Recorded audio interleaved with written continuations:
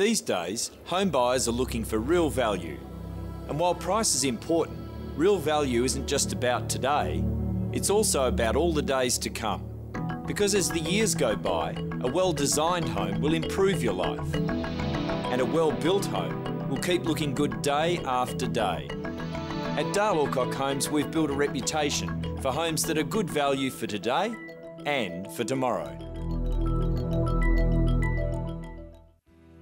East Perth is tucked within a curve of the Swan River, where Claysbrook Inlet flows into it upstream from Perth Water. Another descriptive suburb name, like its nearby cousins, North, South and West Perth, East Perth has been used for the suburb's name since at least the 1880s, although it was only officially approved as a bounded suburb in 1954. Perth in the 1890s was very short on housing as a result of the West Australian gold rush and a large increase in Perth's population. Indigenous people had previously camped along the riverfront hunting and fishing, but soon the demand for housing meant that some European families, and many of the single men on their way to and from the goldfields, were forced to camp temporarily along the river's edge. Primarily an industrial area in the early 20th century, it was the location of the East Perth Gasworks, East Perth Power Station, currently being renovated, and the East Perth Railway Yard and East Perth Engine Sheds. Despite its heritage, the area has the feel of a new suburb. A major urban renewal project in the past decade has transformed the street, streams and structures to create an attractive and very desirable new residential area.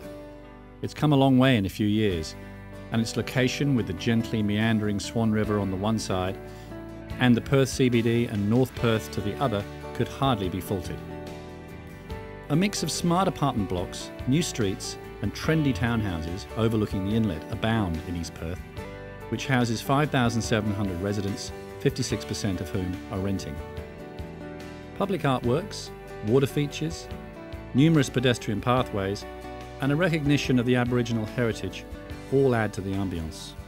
East Perth is bounded by Perth to Guildford Railway in the west, Gardner Street to the north, the Swan River on the east and Summers Street on the southern side.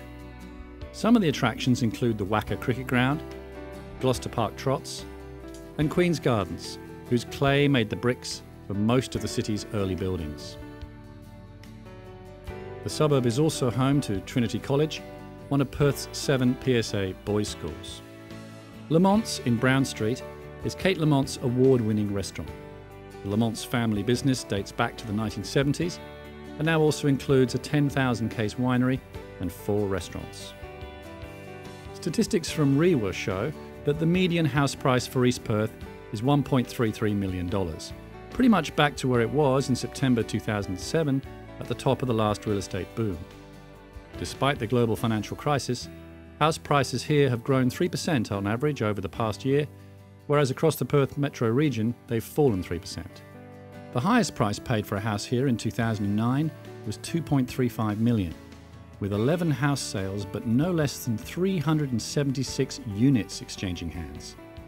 The highest priced apartment was $3.57 million, with a median price of $460,000. This demonstrates the fact that in East Perth, it's mainly apartment living that's the usual available dwelling. So, for inner city dwelling in trendy apartments, a stone's throw from the city, the Wacker, the river, and easy travel out to wherever you want to go, East Perth is the upcoming suburb of choice for more and more West Australians. So that's the end of another aussiehome.com TV show. Thanks for watching. Also like to thank all the participants, of course, Gareth and Sasha and Phil and Nikki, and the lovely suburb of East Perth. Don't forget, if you've missed one of these shows before, on the website you're on at the moment, you can view all the previous episodes. And also, for your best property, always go to aussiehome.com.